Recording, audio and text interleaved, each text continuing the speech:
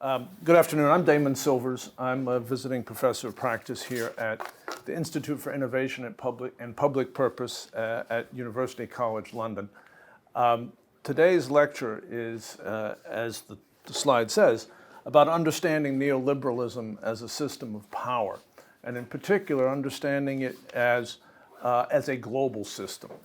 I've got a couple of methodological things to say before we get into the essence of this. This talk is, not surprisingly for a professor of practice, this talk is heavily based on research that has been done with increasing intensity by some of the world's leading economists and political scientists. I will cite a few of them in the talk. It's also heavily based on my own experience as a trade unionist, as someone involved in public policy in the United States over the last 4 decades. In certain respects, as you'll see, it even draws upon my childhood. So if you're looking for a definitive proof of what I'm about to say with differential equations and so forth, you're going to be disappointed. This is a work of history, of narrative, of political economy. And I would suggest to you that that is, in fact, the only way to approach this subject. That those who seek to deal with something as large as what I'm about to talk about through an attempt at a mathematical proof are making a fundamental mistake. So with that caveat, we're going to begin. I'm going to speak for about an hour, then we'll do Q&A. We've got, I think, a meaningful online audience. We'll try to alter between the room and the audience online. That's the plan, right? Excellent. All right, so let's begin. We are here, as I said a moment or two ago, we are here. So let me just restate the theme again, in case anybody missed it. This is neoliberalism as a global order, an order characterized by private power and public weakness. Now, we are here at the Institute for Innovation and Public Purpose. Here at this institute, many of you are guests, particularly those online, we think about how to build we think about how, in the words of the Institute's director, Professor Mariana Mazzucato, how we radically reform and rearm the entrepreneurial state so that it's capable of taking on the world's wickedest problems. But the reality is that as our students, and this is formally a lecture for our master's students in public affairs, when our students go out into the world, they will encounter a world in which neoliberalism has taken hold, is in fact hegemonic, and shapes the way that governments themselves and the professionals who staff governments around the world understand what they're capable of, what they can do. Right? The neoliberal order I'm about to describe has engendered a fundamental passivity and lack of self-confidence, right, in the very institutions of government in which we are sending our students. And so this hollowing out that has occurred as a result of neoliberalism, which I'm going to describe, is not just a hollowing out of capacity. It's not just a hollowing out of staff and resources in the public sector. It's a hollowing out of will, of confidence, of the belief that public institutions can make a positive difference in human civilization. And so the key thesis of this lecture is to understand that that is a consequence of neoliberalism as a global system. It's not simply about the politics of a few English-speaking countries. And if you try to understand it that way, you will fundamentally be misled as to what neoliberalism is. And in fact, you will tend to believe more in what neoliberalism's advocates say it is than what it actually is. It's also because the truth is that neoliberalism, like its predecessor and namesake, classical liberalism, is a Janus-faced system. It turns different faces in different directions. Depending on who you are and where you are, neoliberalism shows a face of freedom for some and a face of coercion for others, a face of unrivaled opportunity and wealth and faces of desperation, poverty, and constraint for others. And so in this lecture today, we will look at the origin and nature of neoliberalism as a global system. A week from today, same time, in the same place, in part 2, we will look at the crisis of neoliberalism in the 21st century, its unraveling, its relationship with authoritarianism, with the rise of authoritarianism in the 21st century, populist authoritarianism, racist authoritarianism. And we will talk about what are the possibilities for a post-neoliberal future. Now, the first thing to do, after having said the term neoliberalism about 10 times, is to understand what exactly are we talking about.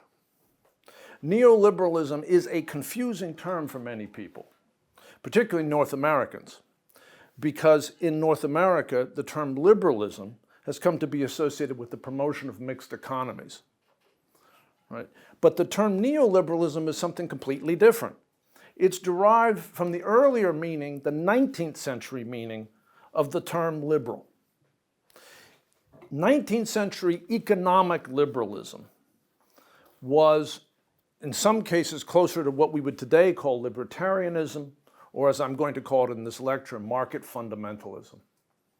The key concepts of 19th century economic liberalism, which had its origin significantly in the Scottish Enlightenment in the United Kingdom and is associated with people, famous people like Adam Smith, here on the screen, James Mill, Ricardo.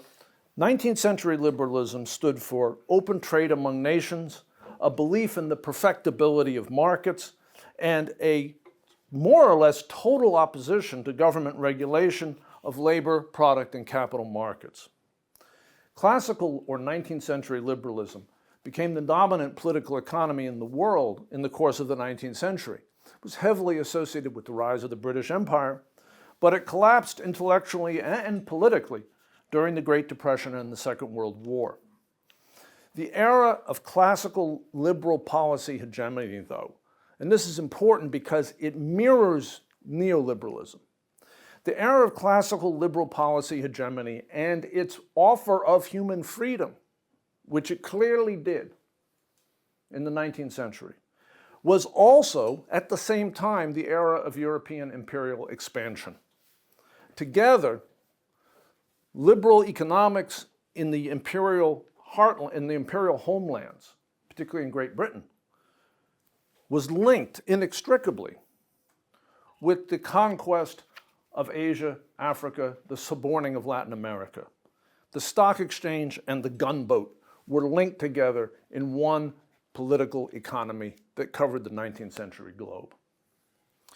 As you can see, and I'll come to this more in a second, neoliberalism is a direct intellectual link from our friend Adam Smith there on the left to Margaret Thatcher on the right, going over John Maynard Keynes, the key intellect of the economic and political era in between that dominated the 20th century. Now, neoliberalism itself as a global system is often described, and I think accurately, as the resurgence of the core ideas of classical liberalism in the decades after 1980, following what most historians would describe as the crisis of Keynesian and social democratic politics and economics in the 1970s.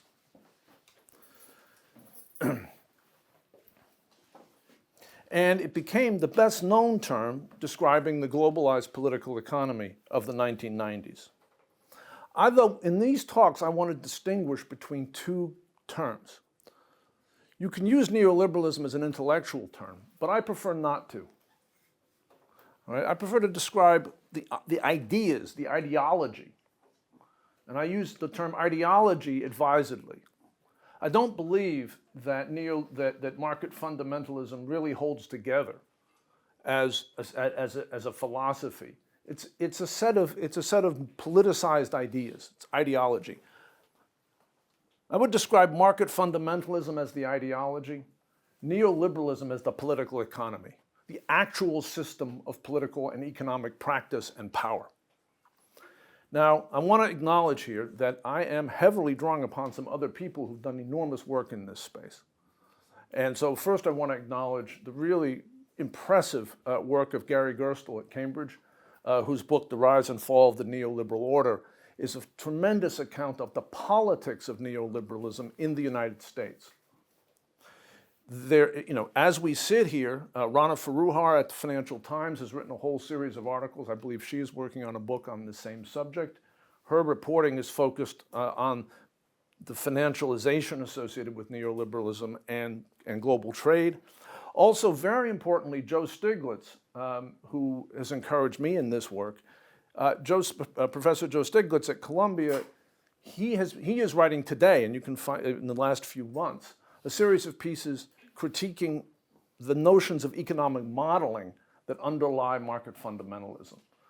Really highly recommend looking at Joe Stiglitz's pieces to understand what's wrong intellectually with many of the ideas that underlie neoliberalism. But with that said, too much attention, in my view, has been paid to what neoliberalism's advocates have said, the ideology of neoliberalism. Too much attention has been paid to that. And too little attention has been paid to what actually has happened, right, in the neoliberal era from 1980 to the present, although the last 15 years are more the crisis of neoliberalism. What has happened is not the same thing as what they say. And it's particularly not the same thing if you think about the history of neoliberalism as a global phenomenon. Neoliberalism looks very different and operates very differently in the places in which it has concentrated power and wealth: New York, London, Hong Kong, Dubai, Shanghai, than the places in which the hammer falls, right? The north of England, Lille in France, West Virginia in the United States, the Niger Delta in Nigeria, a whole bunch of different places in China, too numerous to list. And so we need to understand neoliberalism as a global system of open and closed societies working together to create a single global political economy. I'm going to say this over and over again so that it's not missed. Right? The nature of the Chinese state, the nature of the Nigerian state, the nature of the Saudi Arabian state is as fundamental to what neoliberalism is as the English state, the Australian state, the United States, Canada, France, Germany. And the outcome, the end game of this system, looked at globally, is the weakening of public power and the suborning of public power to private power. The two theses of these lectures are: one, neoliberalism cannot be understood other than as a global system. Two, the output, the end game, it's not freedom, it's not wealth, it's power. It's private power. I hope people recognize what the image behind this slide is. Right? That's Elon Musk's star rocket that blew up last week. Right? The world's richest man undertaking, using essentially privatized public assets, a function that was at the heart of the legitimacy and majesty of the American state in the pre-neoliberal era. Now, where does this begin? Neoliberalism as a political economy and as a global order begins not in the city of London, not in New York, not at the University of Chicago, although that's close. It begins in Santiago, Chile.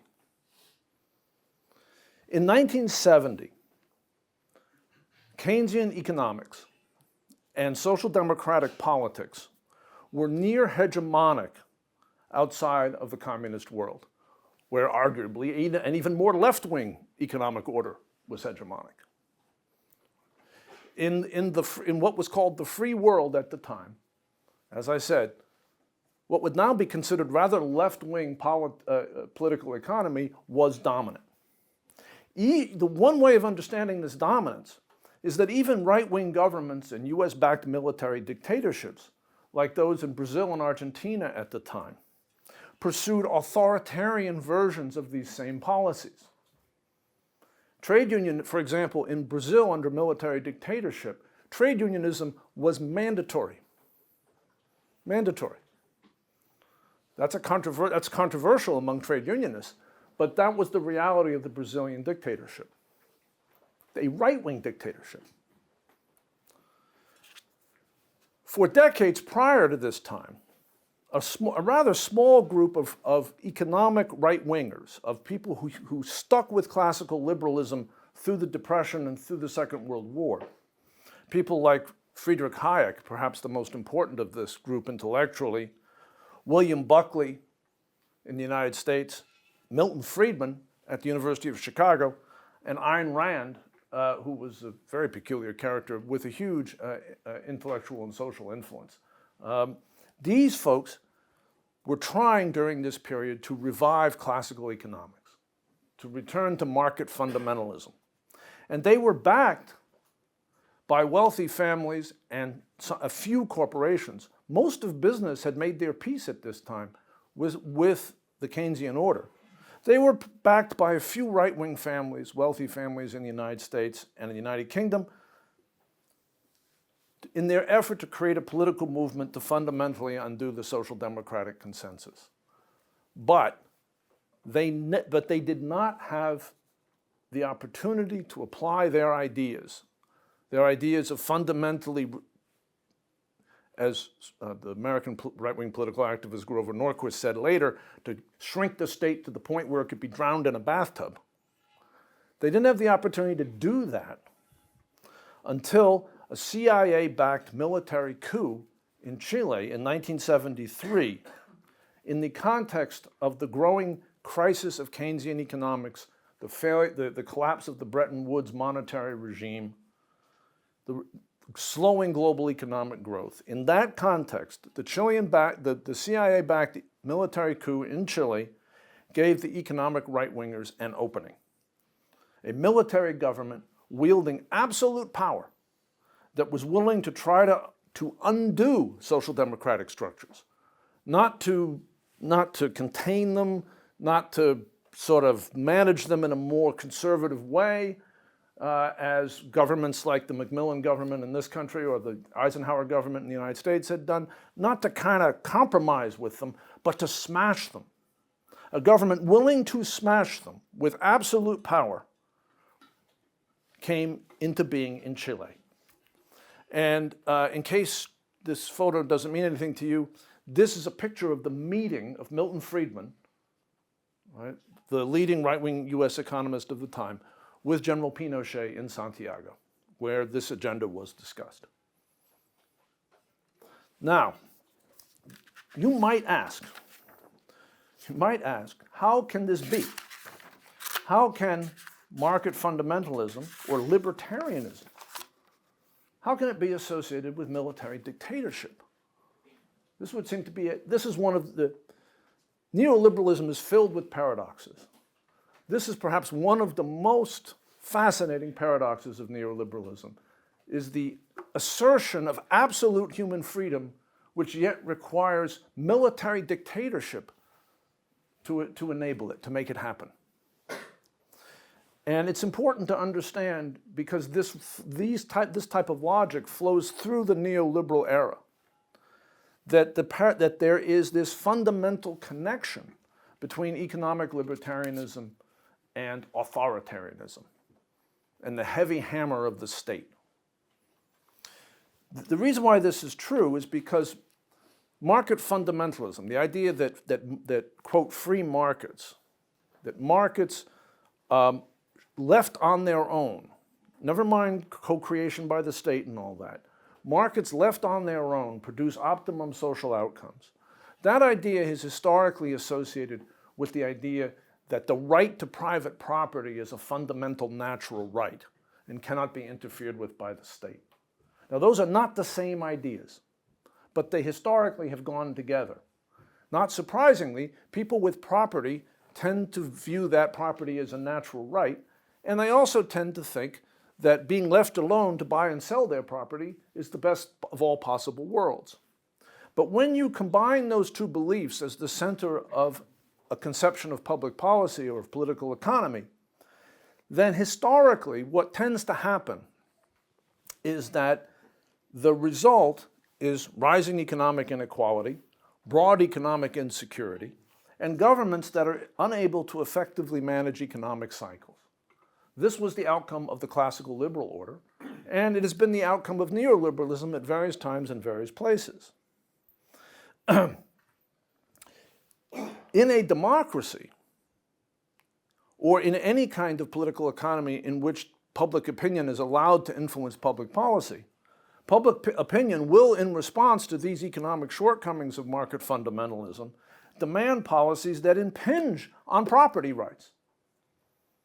Right? That is the entire history, by the way, of this society, of the United Kingdom, since the adoption of universal suffrage in the 19th century. Market fundamentalists will, in response to democracy's demand for limitations on private property rights, market fundamentalists who believe in private property as a fundamental right will feel entitled to have the state resort to violence and authoritarianism to preserve their property. Just as you or I might feel that way if our political or religious freedoms were interfered with. We might feel that violence was appropriate in response to an authoritarian threat to our freedom. People who deeply believe in property rights tend to believe that violence is okay if their property rights are threatened. This is the logic that produces Milton Friedman and General Pinochet sitting in the same room together. It's worth remembering that this logic has much more force in societies with deep historic, class, race, or caste divisions, where those with property have deeper reasons to view those without property as fundamentally inferior to themselves, and thus okay targets of violence. This dynamic, this paradox of the association of market fundamentalist or libertarian economic ideas with a propensity to political violence and an authoritarian states is at the core of the neoliberal project and the neoliberal era. And you will see it repeatedly in these presentations. Now, the Chilean, what happened in Chile from an economic policy perspective after the coup was that fundamental social democratic structures were dismantled. Retirement security systems were privatized. Trade unions were made illegal. This turned out not to be sustainable in the long run in Chile, but during the period of high military dictatorship, trade unions were made illegal. Now, this was a precursor to what then happened in the United States and the United Kingdom, the two countries in the world that in the late 70s and early 80s moved decisively in the neoliberal direction. And so the reason why this happened is that throughout the world, the rise of democracy based on universal suffrage was associated with the rise of trade unions. And trade unions were the political power behind the rise of mixed economies in the post-war era, the Keynesian social democratic hegemony I talked about earlier. So in order to fundamentally alter that order and replace it with the neoliberal order, the first thing that strategists saw they needed to do was to break the power of the trade union movement. And if you go and look at what was said by various key actors in both Britain and the United States during this period, they were very explicit about it. Margaret Thatcher, Paul Volcker, in certain respects even Jimmy Carter, in relation to things like the regulation of transportation in the United States, all expressed a desire to weaken the trade union movement. And they used a variety of tools during this period very effectively. Labor laws that had been put in place in the Depression and the Second World War were fundamentally weakened in both societies. Monetary policy was used to break the bargaining power of workers by bringing in an era of high unemployment after decades of relatively full employment in both societies. This little visual here is interest rates in the United States during the late 70s and early 80s. When those things didn't work, force was used. That's the miners' strike. The key events here that reshaped the balance of power between labor and management and weakened labor as a political force were in the United States, the air traffic controllers strike, where Ronald Reagan fired all the striking air traffic controllers, the News Corp strike in London, which is now kind of forgotten in the wake of the miners' strike, but actually came first, where Rupert Murdoch moved the printing presses out of the center of London and employed non-union workers, and ultimately successfully, and of course the 1984 miners' strike in the United Kingdom.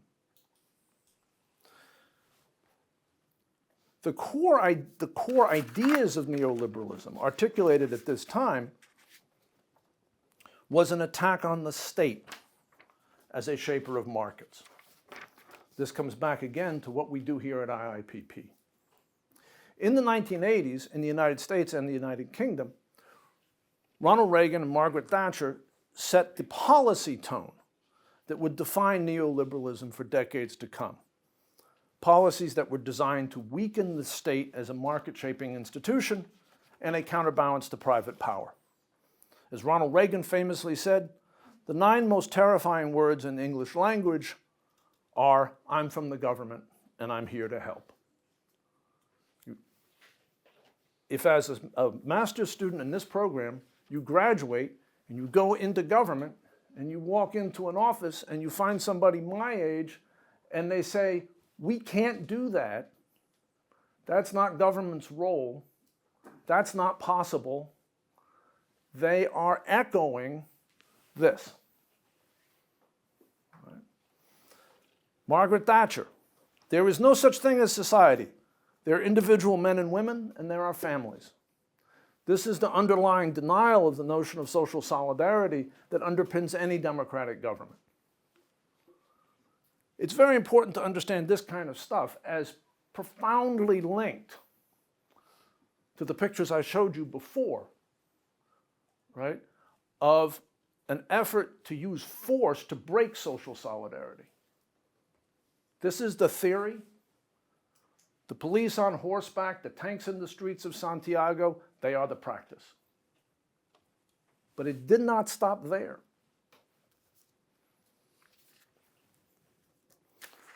Now, again, back to the sort of ironies of neoliberalism.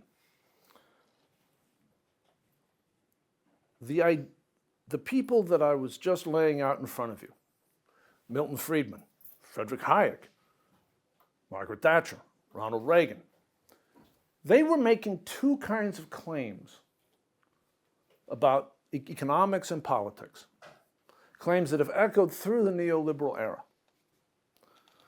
They were making a normative claim, and they were making an empirical claim. The normative claim is that neoliberalism is a political economy of freedom, that weakening the state and weakening institutions of social solidarity creates freedom. A world in which power does not exist. The second claim is that market fundamentalism, deregulated markets, privatized capital, is the best we can do from an efficiency perspective. Anything else will make us worse off as a world. Now, I think by the time this lecture and the following one are finished, you may doubt the truth of these statements, but they are the claims of neoliberalism. And as I've said before, they fundamentally undercut the key idea of the entrepreneurial state, that the state itself can be, and in fact must be, a source of creativity and innovation, and that markets are not handed down by God, that markets are actually created and shaped by states. These ideas are fundamentally in conflict. Now, the hegemony of market fundamentalism, the hegemony of the idea that, quote, unregulated markets produce optimal social outcomes, not just its adoption by particular governments, by particular politicians, but its adoption by entire state apparatuses. And this is, I think, Gary Gerstl's book really is very good on this point in terms of the United States. Its adoption by entire state apparatuses destroys the self-confidence and sense of mission of states and their bureaucracies. Our colleague Reiner has just written a book on the importance of effective bureaucracies. The term bureaucracy itself has become kind of an insult, right? But the reality is that if we want our societies to function, we need effective bureaucracies. Neoliberalism argued for the destruction of bureaucracy, of government institutions, as a positive good. This is the intellectual structure of neoliberalism. But it is not the reality of neoliberalism. The reality of neoliberalism is something quite different.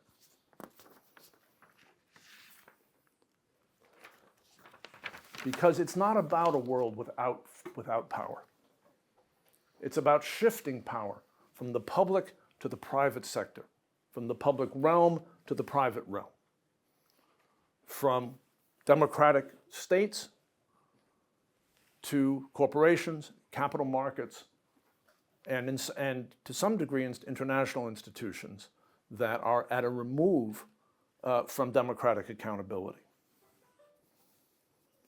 Now, the neoliberal policy agenda was marketed as freedom from the state, but its consequence was the growth of private power. Private power over markets, private power over workers, over citizens, and ultimately private power over the state itself. Now, I talked for a minute about the attack on the labor movement as the first move in the actual agenda of creating a neoliberal political economy. By the late 70s in Britain, to some degree in the United States, and certainly by the early 80s in the United States, and then increasingly around the world, you saw a set of neoliberal policies pursued in common across national boundaries, but within nation states. Tax cutting, particularly on corporations and the wealthy. Dismantling antitrust enforcement, allowing the accumulation of private market power. Dismantling of financial regulations dating from the era of the Great Depression, and supporting finance capital exerting more power vis-a-vis operating companies. The dismantling of the regulation of the media and the privatization of public media enterprises. This is particularly dramatic in the United States. This is where Fox News comes from, is this change. But it occurred throughout the world and has been a constant battleground in the United Kingdom over the fate of the BBC. And the dismantling of environmental regulation, something which has turned out to have truly horrifying consequences, which was symbolized in the early days of the neoliberal era by President Reagan's removing the solar panels from the White House roof. What was the consequence of these policies? I could show you 100 graphs, but they all basically tell the same story. This is the Gini coefficient of the United Kingdom. Oops, excuse me. This is the Gini coefficient of the United Kingdom. That giant spike there, that spike is Thatcher. This is the graph of a regime change. Right, down here, you see a Gini coefficient of around 3.0. This is basically true since the Second World War. Up here is 4.6. And it's true, as you can see, to the present day. A radical increase in the inequality of wealth and power and income, right? That changed very fast with the adoption of neoliberal policies by the Thatcher government and has not been undone since, despite the fact that that there was a labor government for some time. Now, by the end of the 1980s, as I was just saying, economic data showed clearly across all of the world's developed countries that we were entering a new regime, a new political economy regime. Different countries entered this regime from different starting points. So if you looked at the data for, say, union density in the United Kingdom and in Sweden, they started very different points. Union density in this country in 1980 was around 30%. In Sweden, it was like 80%. But the trend is downward everywhere. Same thing is true for the size of the state. The characteristics of the regime that came into being during this time was, A, and this is the most important, the public sector shrinking as a percentage of GDP. True across OECD countries, except you have to be careful around defense spending.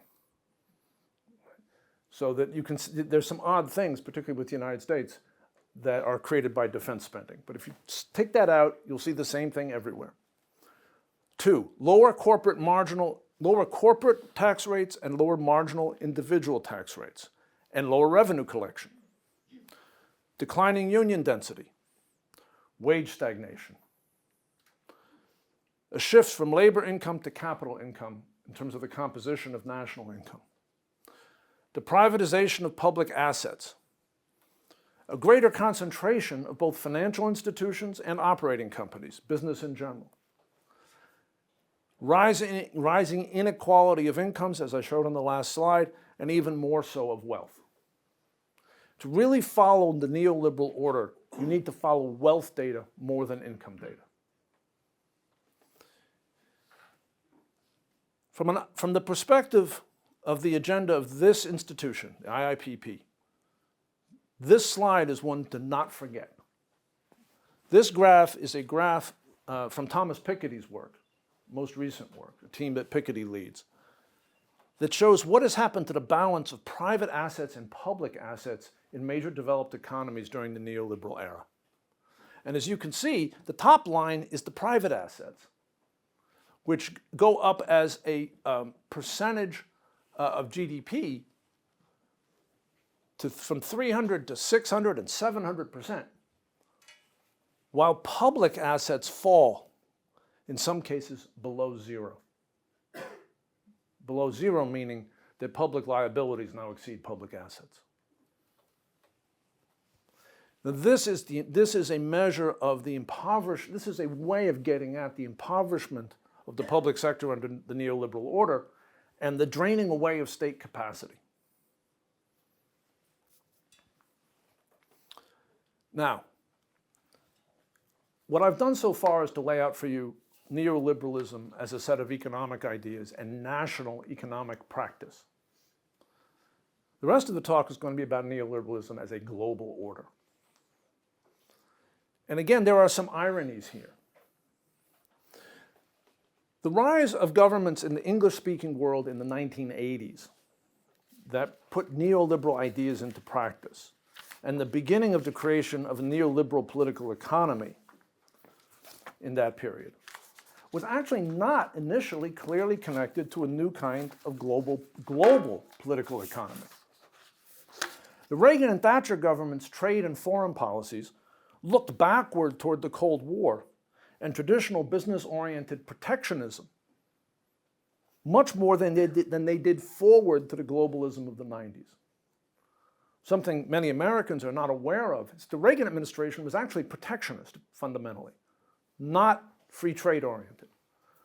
The Reagan administration responded to demands from American industrial enterprises in the early 80s to do something about Japan, about South Korea, about countries that were viewed as threats to American business, before American business figured out that outsourcing was an opportunity, not a threat.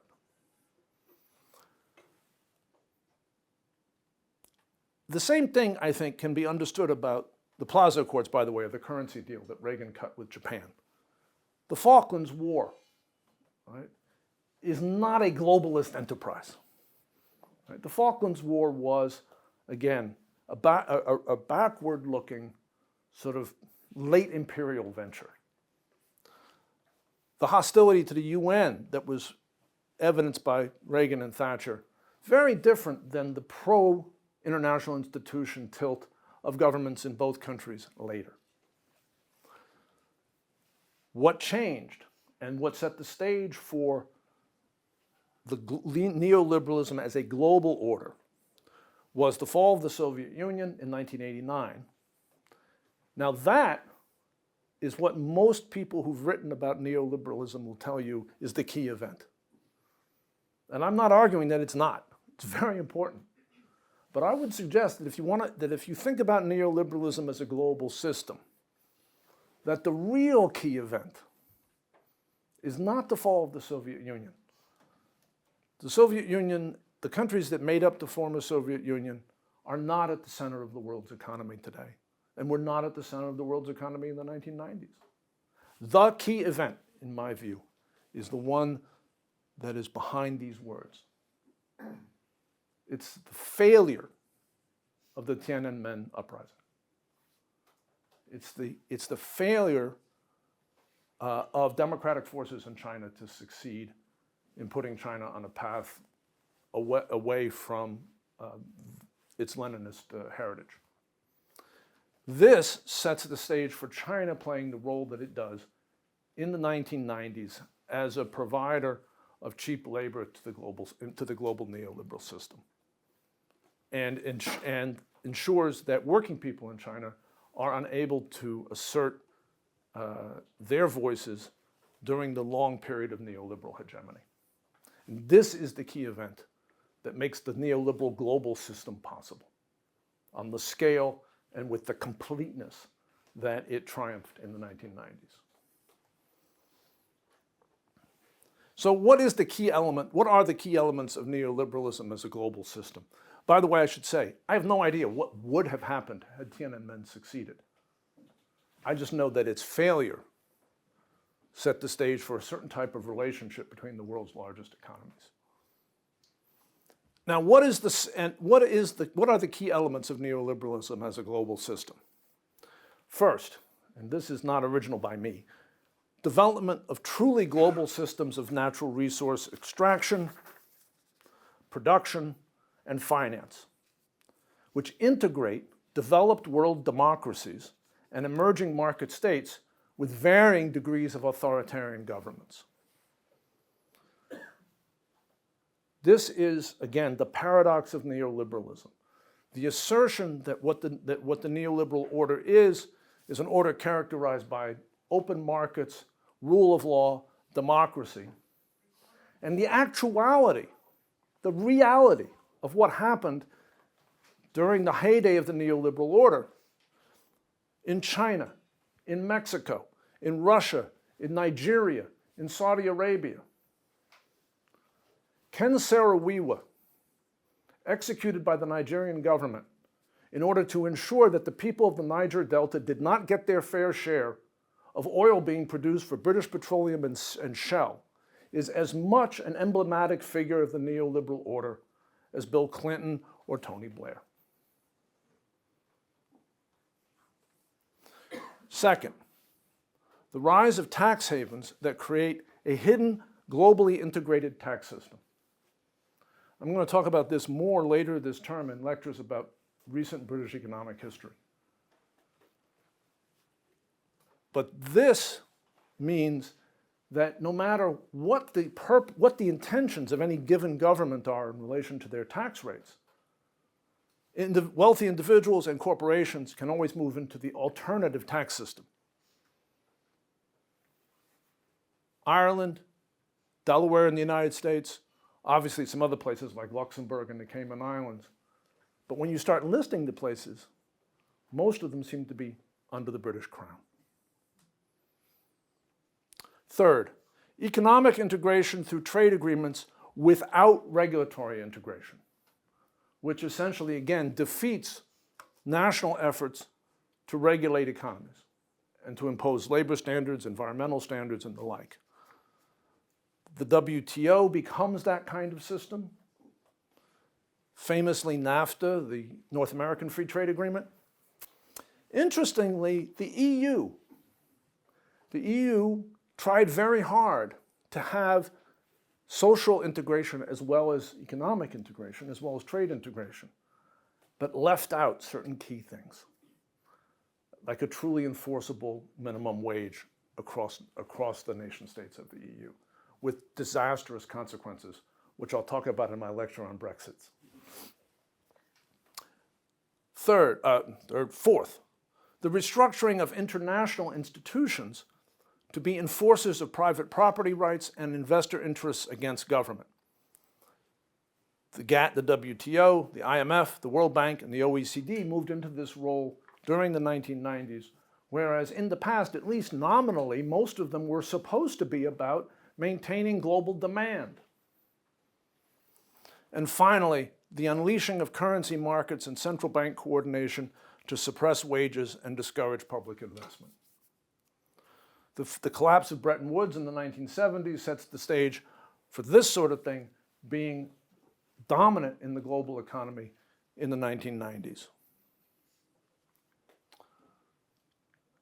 Now, the paradox of this order, I talked about the paradox again of freedom and sort of not freedom, but the creation of the neoliberal order, global order in the 1990s produced a whole set of new paradoxes, many of which are with us today and help one understand what is going on around us. First, and this was, I think, this had its echoes in the 19th century, but first, in the 1990s, in both domestic and international politics, market fundamentalist ideas that were initially associated with right-wing governments, Reagan, Thatcher, Pinochet, gained ascendancy in nominally left-wing governments and became associated with liberal social thought. As was true in the early 19th century, free market fundamentalism became attached to essentially humanistic ideas coming out of the Enlightenment.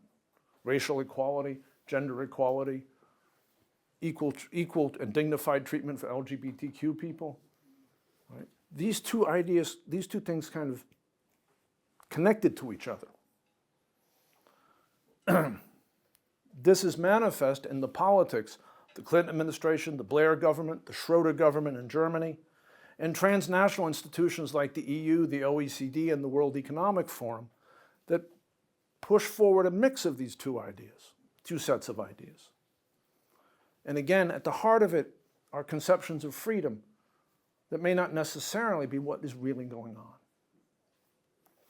on. And then secondly, long-standing ideas in international relations, dating back to the early 19th century, took on new life as advocates of neoliberalism claimed that the combination of unregulated trade, the rule of law, and open borders were inseparable. Plenty of evidence to the contrary, but they argued they were inseparable, and that together they would produce peace and harmony. The reality, though, this was the ideology, the reality was something completely different. Key national actors in the neoliberal global economy did not play by those rules at all.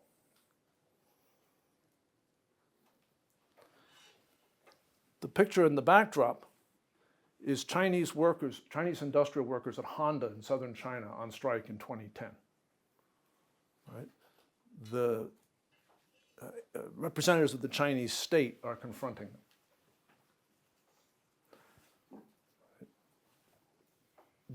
This is not Davos values, but Davos values aren't really Davos values. And what this meant was that in the neoliberal system, some states' capacities grew while the rhetoric was that states were shrinking. China's state capacity grew, even as the Chinese state's percentage of the national economy shrank, the capacity of the state grew. and in some ways very successfully from the perspective of Chinese society and the Chinese economy. Saudi Arabia, the Saudi Arabian state became a regional hegemon during this period. It did not weaken, it strengthened. In many respects, countries in the periphery of the neoliberal order, if they didn't want to be terribly exploited by countries at the center, had to strengthen their states. Those that didn't, those that took neoliberal rhetoric seriously, ended up very disadvantaged, particularly as the crisis of the neoliberal era intensified in the early 2000s. And speaking of neoliberalism as a global system, it was no accident that when the Chinese government, in response to things like this strike in the 2010s, before President Xi contemplated creating real labor laws, where did the opposition come from? It didn't come from Maoist ideologues. It came from the US Chamber of Commerce in China. Now that tells you all you need to know about the nature of the neoliberal global order. Now, where did the neoliberal order lead us after a decade of neoliberal hegemony in the 1990s globally? It created a feedback loop where in the countries where neoliberal policies were fully implemented, growing inequality and weakened states and weakened institutions of countervailing power, trade unions, civil society, led to nominally democratic political systems taking on the characteristics of plutocracies. Elections continued, newspapers kept being published, the appearances of democracy continued, but the actual power dynamics shifted more and more and more in favor of the wealthy and large corporations. And then their control of the state intensified it. That's the feedback loop. The feedback loop, the plutocratic feedback loop, resulted in neoliberal governments, neoliberal states, transferring key capital allocation mechanisms around the provision of public goods and household economic security from the state to private firms and capital markets. Education, retirement security, housing, healthcare, all moved toward the private sector and away from the public sector. And further vast fortunes were made in the process. Now, by the way, it's hard not to reflect on the fact that some of those kinds of processes were pioneered in the former Soviet Union and its satellite states in the aftermath of 1989, with, as we all know, ruinous consequences. In many of the world's leading economies, the state's political autonomy, the state's self-confidence, and its capacity for effective market shaping by 2000 has been weakened past the point of effectiveness by the combination of privatization, outsourcing. If you're interested in the outsourcing part of this, our colleagues Mariana Mazzucato and Rosie Collington have written a wonderful book about that, about the outsourcing of state function to consulting firms. Loss of revenue and mission constraints, formal and informal mission constraints. Now,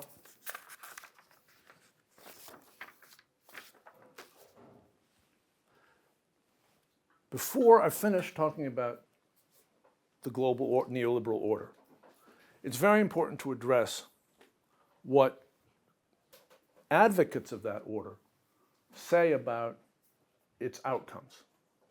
So I've been talking about its outcome in terms of state capacity and the integrity of democracy.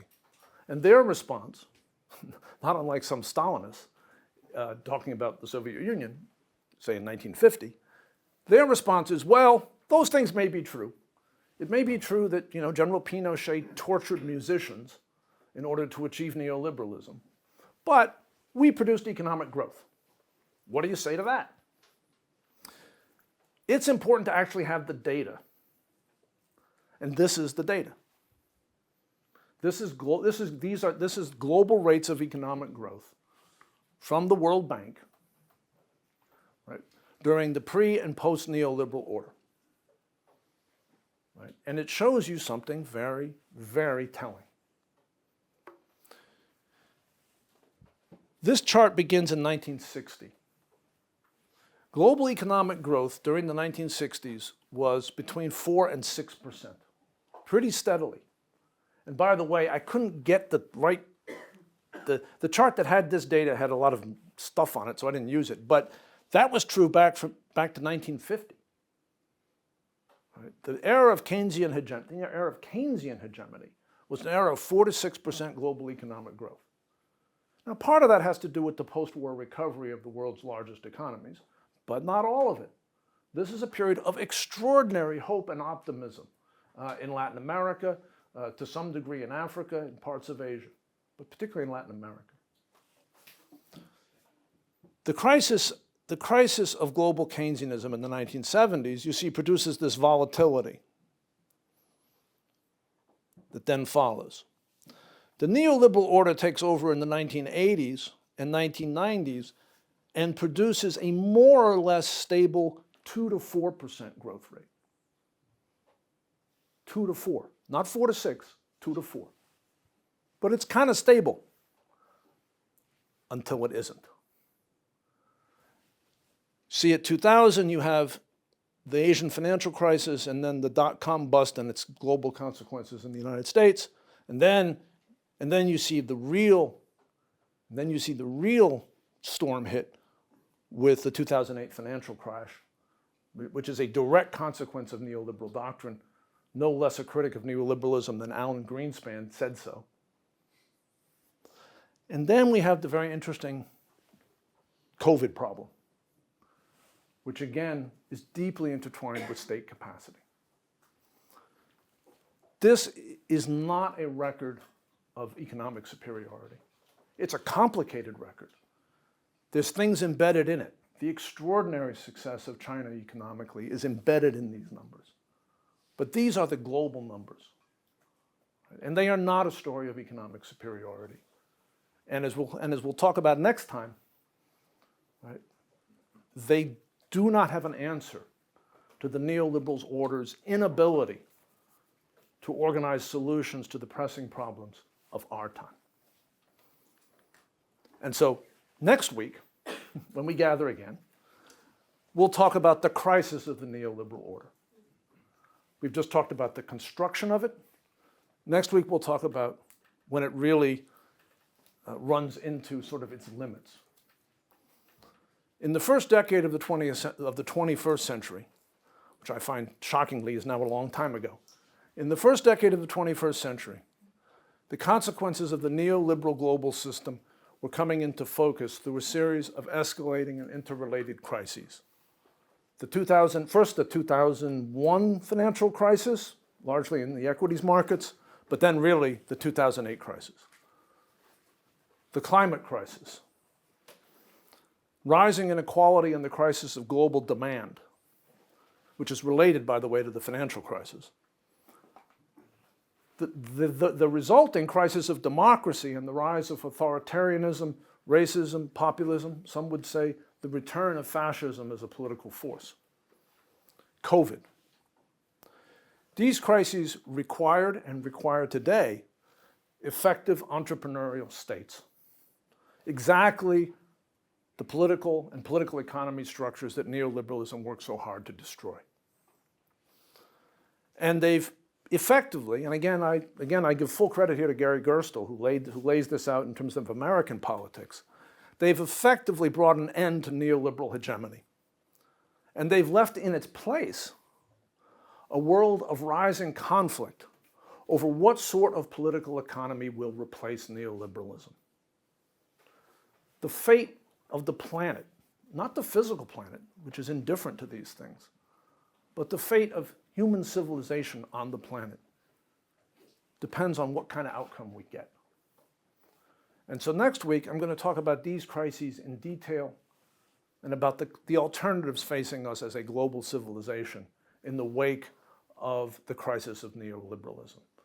And I will give it away to a certain extent, that what I'm going to say is basically that we face, as we faced in the 1930s and 1940s, a choice between a democratic and an authoritarian future. Right? And with the looming threat of climate change above that choice. With that, I thank you for your patience, and we'll take some questions.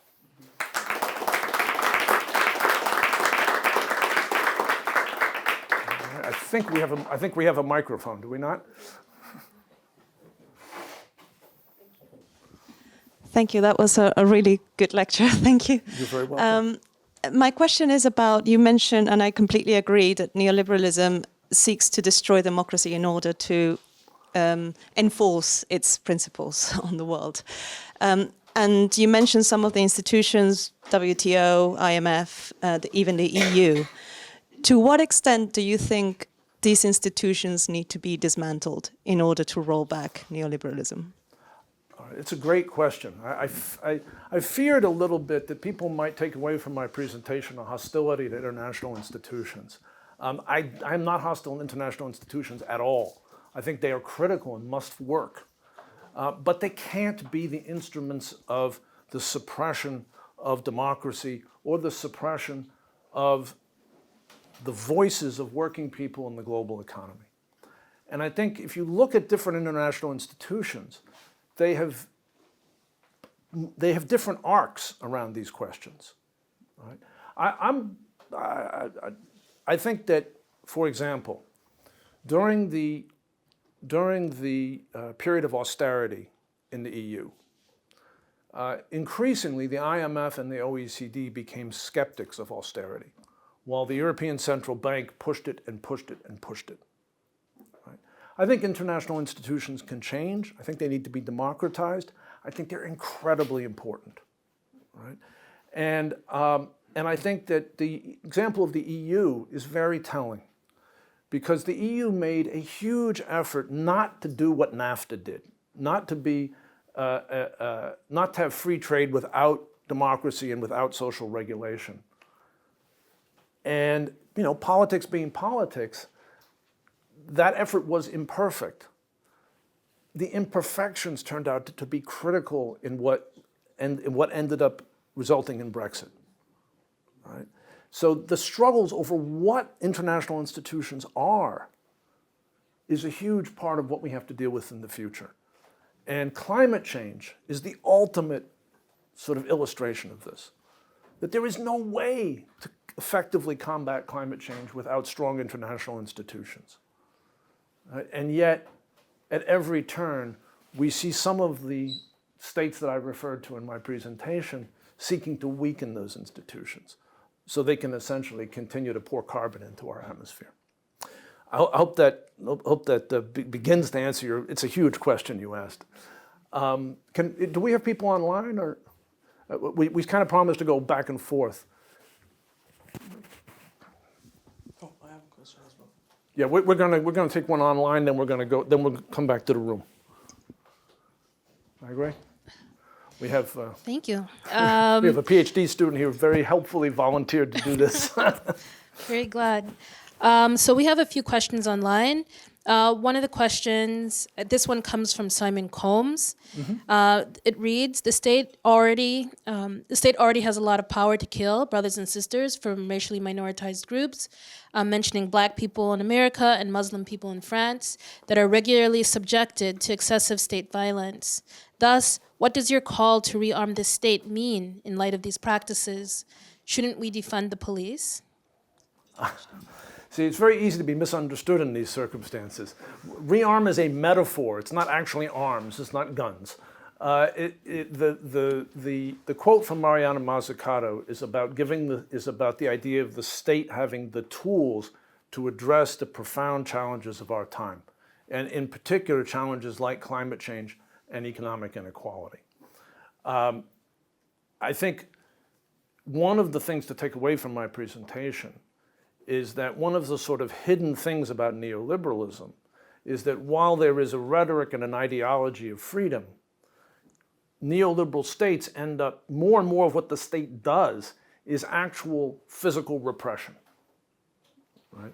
That the portion of the state, the portion of the neoliberal state devoted to military expenditures, the ways in which the neoliberal state manages law enforcement are actually completely contrary to the ideology of neoliberalism. Right? The idea that this, and it relates to these issues around property rights and the political impossibility of sustained democratic majorities for economic policies that impoverish the majority of people. That creates a kind of feedback loop, as I said earlier, around the militarization of the state, and not just in the terms of the military itself, but the police. And I think those are not good things. Let me add, though, in case anybody is, and I will talk about this at great length next time, the democratic state has to defend itself. Right? The idea that the democratic state should be without actual physical defenses is a really bad idea.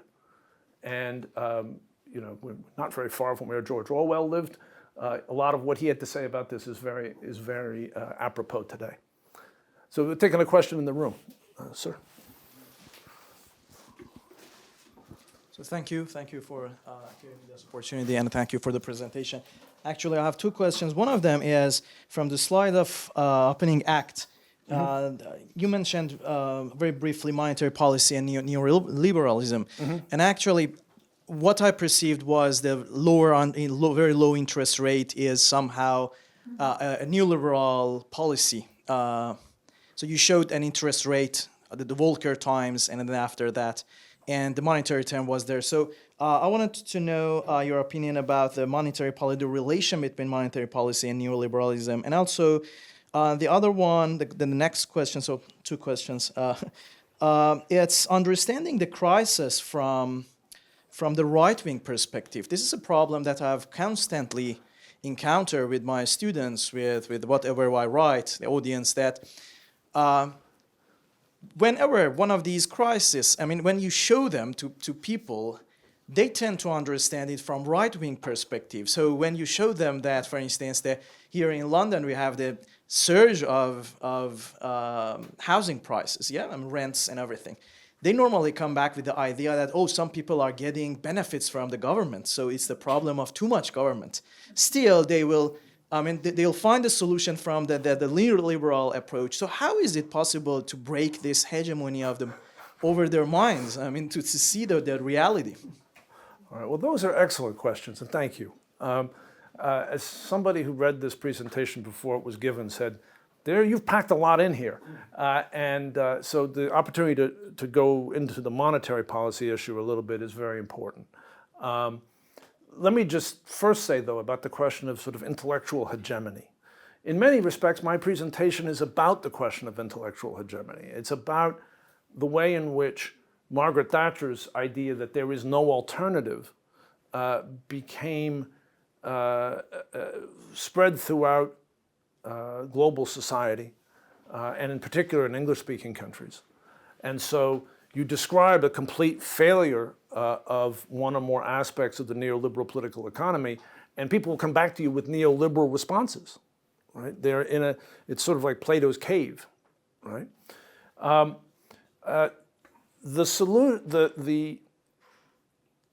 think we are living in a time in which that hegemony is cracking in every direction.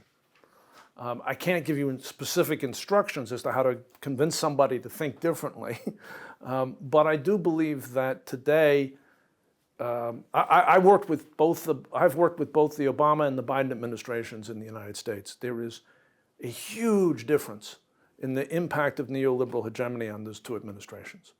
It was very, very powerful in the Obama administration, and much, much less so in the Biden administration. And I think that reflects the fact that people of goodwill actually do respond to events, right? And so I think the role of intellectuals is to help sort of accelerate that process, right? Now, monetary policy. Let me go back to the beginning because I want to explain what this is. This graph is a monetary policy graph. It is a graph of interest rates set by the Federal Reserve in the United States in the late 70s and early 80s. And what you see here is this giant spike. Now, what was the purpose of that giant spike? Why did interest rates go up so high? U.S. economy had double-digit inflation in the late 70s. That inflation was partly due to the Iranian Revolution and the cutoff of oil from Iran. There were a number of other reasons in tandem with it. The Federal Reserve believed that, the Federal Reserve under Paul Volcker believed that as long as there were union contracts in the industrial economy of the United States that provided cost of living adjustments, that inflation would be persistent in the US economy. So they raised interest rates to a point designed to break the union contracts in the steel industry and in the auto industry primarily. Not only did they break the union contracts, they broke the industries. American steel industry and American steel communities have never recovered from that. And by the way, those are the same communities in Pennsylvania and Michigan and Wisconsin that elected Donald Trump in 2016. Not in 2020, but in 2016. This was the use of monetary policy to break the labor movement.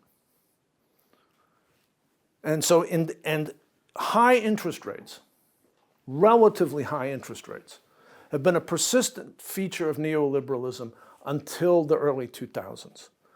High interest rates that kept unemployment relatively high and labor markets relatively soft. Right? In the EU, in the United Kingdom, in the United States, Japan is a very different story, by the way. But relatively high interest rates are a key feature of the classic neoliberal order. Now, monetary policy since the financial crisis, since 2008, across the developed world and in major emerging market economies, has been very low interest rates. Right? There are critics of that who believe that low interest rates have produced rising wealth inequality, and there's some evidence for that perspective. I'm far less critical of low interest rates than many observers of neoliberalism are, because particularly given the insane fiscal policies of the austerity era, low interest rates were the only policy lever available to sane people who did not want a full-on global depression. The same thing is true, by the way, during COVID. Right? There are situations in which low interest rates and high interest rates have different effects in different contexts, and one just has to keep that in mind. To the virtual audience. So this question comes from Inez Costa. Do you see a relation between education programs and economics in the last 50 years and the type of political leaders that we have? Even social governments today tend to develop policies that are identified as right-wing in reaction to economic crises, like subsidies for fossil fuel companies. Yeah, well, this is another excellent question. I talked early in my talk about Joe Stiglitz's recent writings about the practice of economics. I refer the questioner to them as something really, sophisticated and thoughtful on this subject. The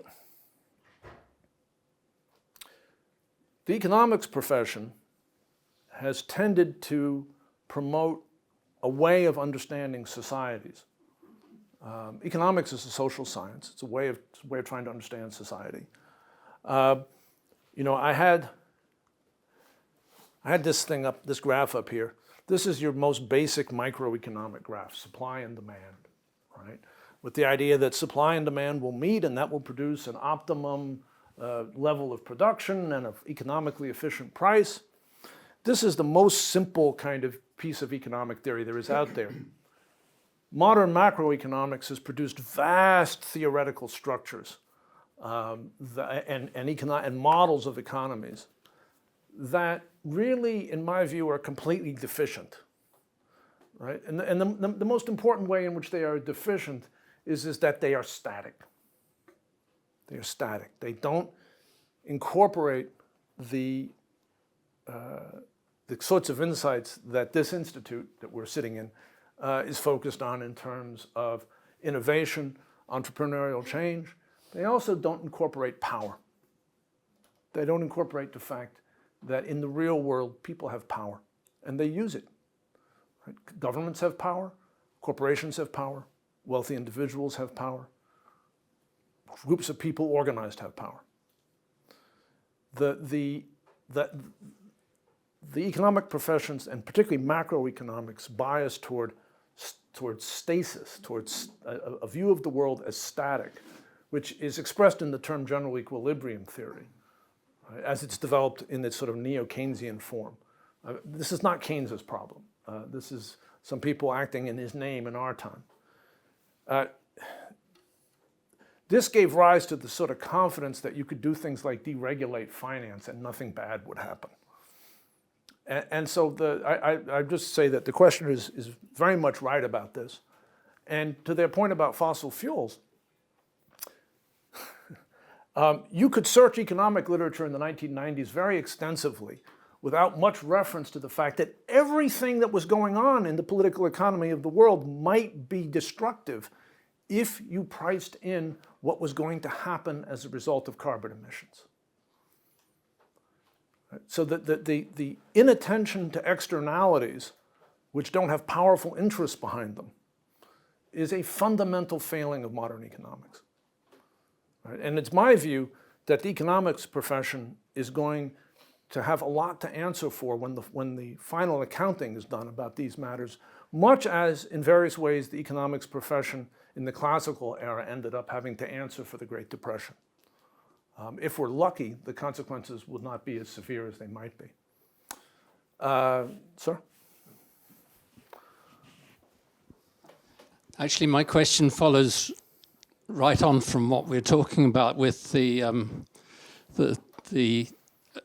economic, kind of microeconomic foundations, because the whole of the talk, which I enjoyed very much, I thought it was brilliant, the foundation is private economic power. How does the power arise from the market? Clearly it does. Empirically we know it does. But I don't see people who are opposed to market fundamentalism taking the, Marshall's argument with that and the other kind of neoclassical economists from 100 years ago. I don't see people taking issue with the mechanism of how power arises from markets, and therefore the intellectual hegemony has been lost. So could you comment on that, please? Well, that is an extremely sophisticated question. I will do my best. I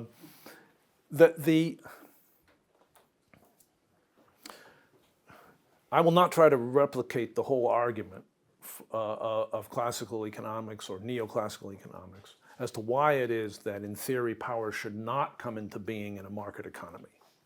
By power, I mean the power to set prices, the power to control production and set prices, monopoly power. When I talk about power in this, but that argument exists, and it's been shown as a historical matter to be false. Right? The existence of Google, of Facebook, of the half a dozen, maybe a little more, companies that control the world oil industry. None of these things would exist were that neoclassical or classical argument true. Right? It's just utterly false as a historical matter. Why is it false? That's the gentleman's question. Well, my question is about what is true. What's the mechanism? What's the mechanism by which it's false? When I talk about power in this presentation, this is not a presentation about monopolies. When I talk about power, I am not talking about monopoly power or market power. I'm talking about political economy power.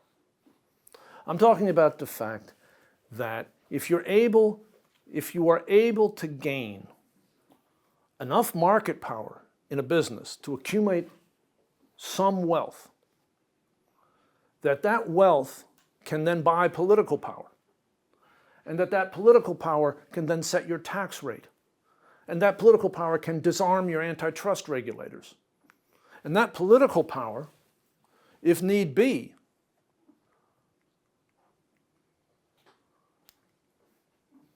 can put tanks in the street on your behalf. And that the consequence is the ability of whomever has that level of political power that derives from economic power to then reproduce the economic power, right? To accelerate the accumulation of capital, and thus not just of economic power, but of political power. Right? And this is the story,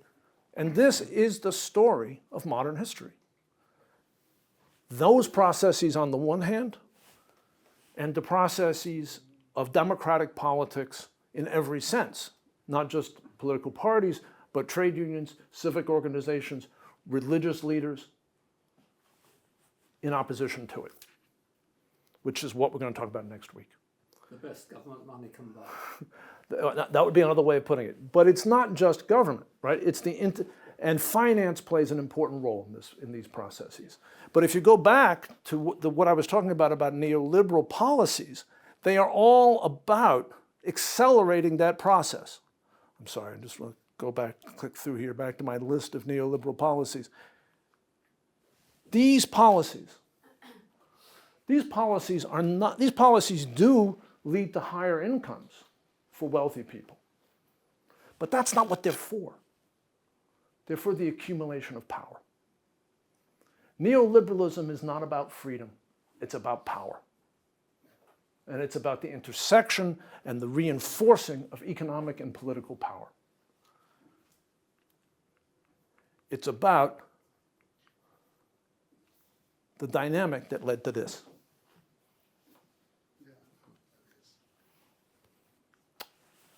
Back to the online. Do we have any? No, do we have anybody there? All right, Yeah. great. This question comes from Sahar. Did the early promoters of neoliberalism, Milton Friedman, and early adopters, Reagan and Thatcher, believe that the consequences of neoliberalism would be positive? Meaning, was it simply the best current thinking at the time? Wow, how interesting. I gotta say, I can try a lot of things intellectually. It's hard for me to put myself inside Ronald Reagan's head. Those of you who may remember Ronald Reagan, a very strange man. I think, to be fair, that's exactly what they thought. I think that Reagan and Thatcher were, as individuals, good faith actors. I think there was 1,000 reasons for them to know at the time they were wrong. Right? There is a tragic and horrible sense of repetition in the story I'm telling. Essentially, the same things have happened that happened 120, 130 years ago. The same mistaken sets of beliefs about markets, the same tolerance of the accumulation of power without accountability, the same sort of economic and political crises. There's a terrible repetition to this, right? Which Reagan and Thatcher, as human beings, should have known, particularly Reagan. But they chose to believe what they believed. I think what the questioner is also getting at, though, which I touch on and don't really dig into in this presentation, is that the 1970s, the era when neoliberalism began to gather steam, the 1970s were an era of economic crisis.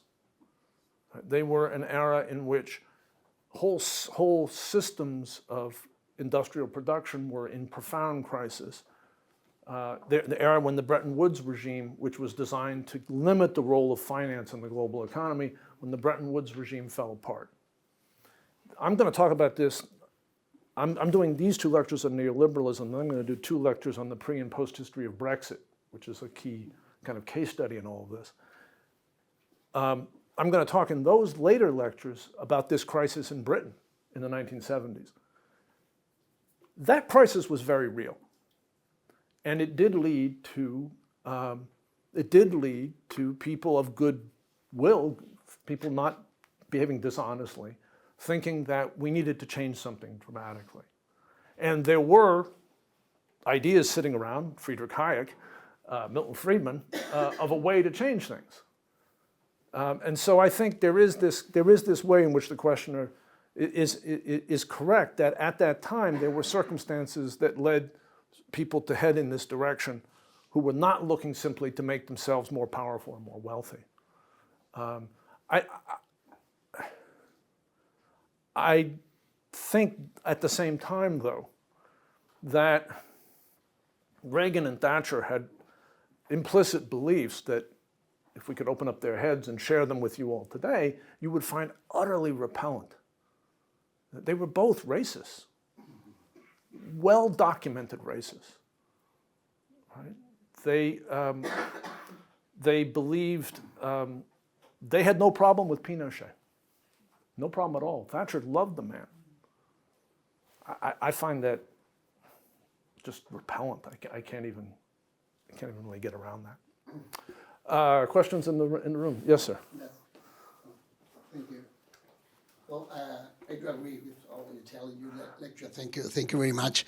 And as well, I wonder, and as a result of you're saying now, where can we place the desertion of the elites here? Because there is a rocket, and as I think now the elites in the Earth are left. They left the Earth in the rocket, and I suppose that the final results of all this is that the elites want to be free, to be put in a rocket and go away and leave all us here in the Earth. All right, I must point out that in case people didn't hear online, the gentleman asked, what do we do about the desire of the elites to desert human civilization, to go to Mars or whatever? It's very important to understand this rocket blew up. It didn't work. The project of deserting the planet is not going to work. It can't possibly work. What exactly it means psychologically for the individuals who are pursuing it, Elon Musk first and foremost, I couldn't tell you. All right? But I do think it is symbolic of a different kind of desertion. Right? Let me speak for this. Those societies that were most successful at dealing with the crisis of classical liberalism, and as an American, as a citizen of the United States, America is a bigger place.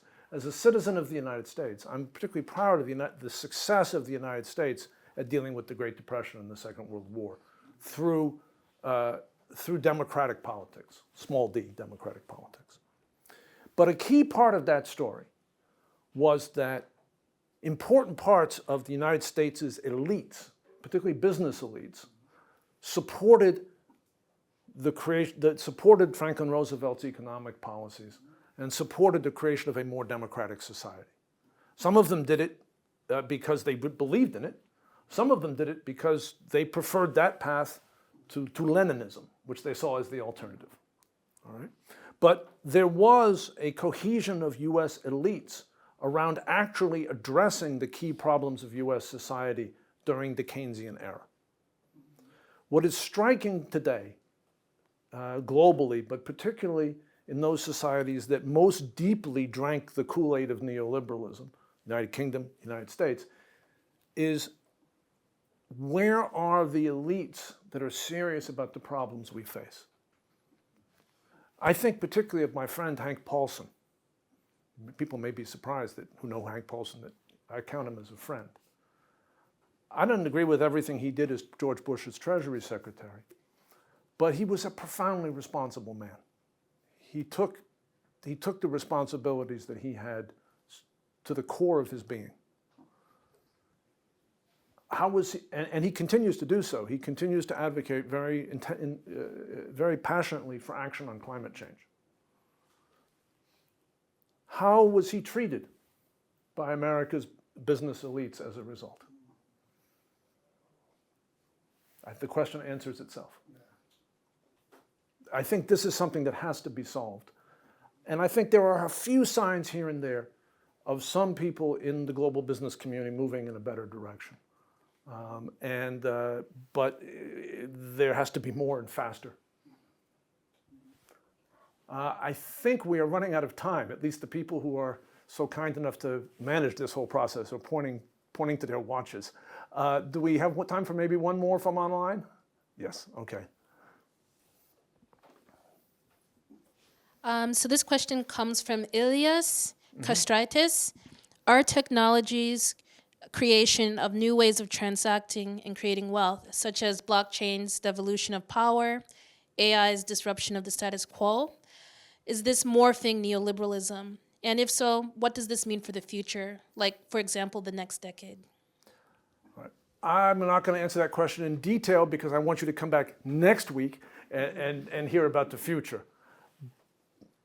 I think one has to be extremely careful about the conclusions one draws about the relationship between technology and political power. You first have to understand, you have to really understand the technologies. I'm very struck by the fact that when I was policy director of the AFL-CIO in 2014 or 2015, I was told with great intensity and seriousness by people who had great credibility in this space, by professors, think tanks, policy experts, that we were going to have self-driving cars that were going to put the entirety of the American transportation workforce out of work by 2025. As far as I know, not a single human being has been put out of work by a self-driving car, and it's 2023. Now that doesn't mean it might not happen in the future. So you have to be careful about these things. Right? You particularly have to be careful about cryptocurrency, and blockchain and so forth, which in my view is a largely criminal enterprise, start to finish.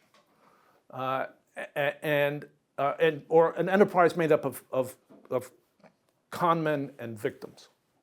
Right? Not everybody who's involved in it is criminal, but if you're involved in it and you're not criminal, you either are a victim or you're going to be one. And I could talk for a while about why that's so. But at the same time, technology is a big part of the story that I'm telling. And I don't have time, I didn't have time to tell it for real today. Probably won't have time to tell it for real next time.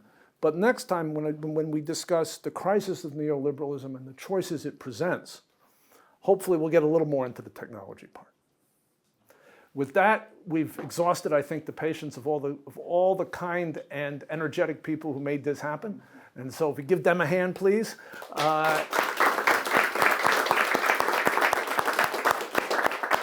And hopefully most of you or all of you will return next week at the same time in the same place for part 2.